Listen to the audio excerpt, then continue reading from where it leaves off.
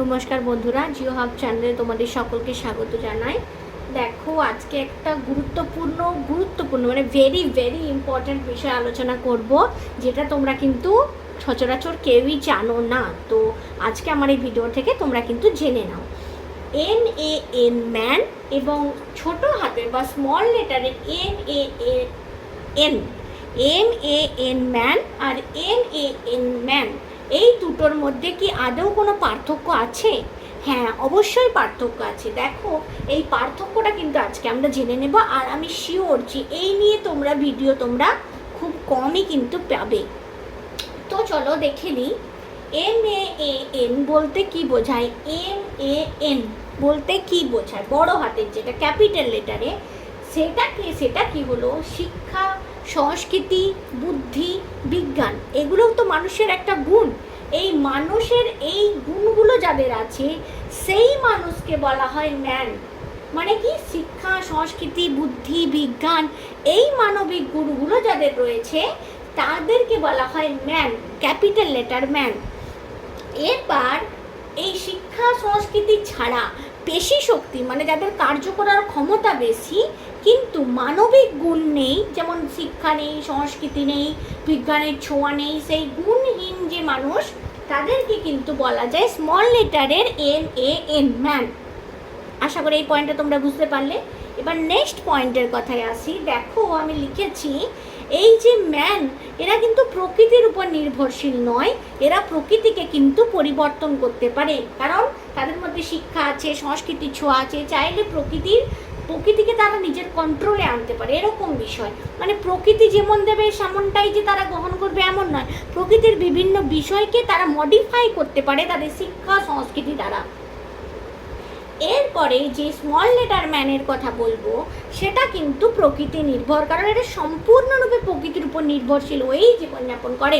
যেহেতু এদের পেশি শক্তি বেশি, মানে পেশি শক্তিটা এদের মেন।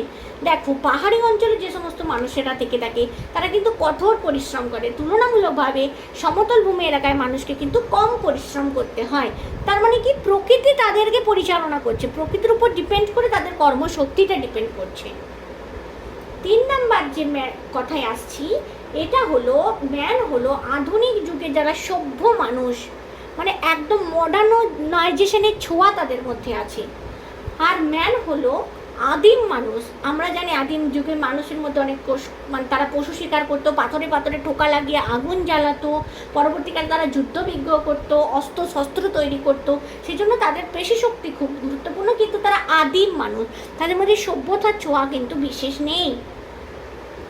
4 নম্বরে যার কথায় আসবো, সেটা হলো, দেখো, ম্যান যারা, তারা কিন্তু নিরপেক্ষ উপাদানকে কিন্তু সম্পদে পরিণত করতে পারছে।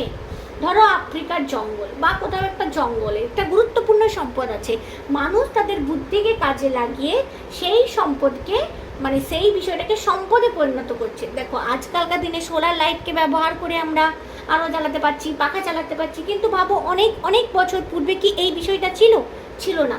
তখন কিন্তু সূর্যের আলো থাকলেও সেটা কিন্তু নিরপেক্ষ উপাদান ছিল, সেটাকে আমরা কাজে লাগাতাম না। কিন্তু সেই নিরপেক্ষ উপাদানকে কাজে লাগিয়ে আমরা এখন বিদ্যুৎ তৈরি করছি, পাখা চালাচ্ছি। তাহলে কি?